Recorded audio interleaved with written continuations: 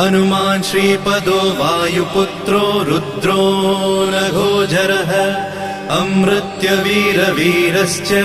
ग्रामवासो जनाश्रयः धनदो निर्गुणः शूरो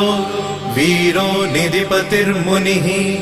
पिङ्गाक्षो वरदो वाग्मी सीता शोकविनाशकः शिवः शर्वः परो व्यक्तो व्यक्तो धराधरः पिङ्गकेशः पिङ्गरोमा श्रुतिगम्यः सनातनः अनादिर्भगवान् देवो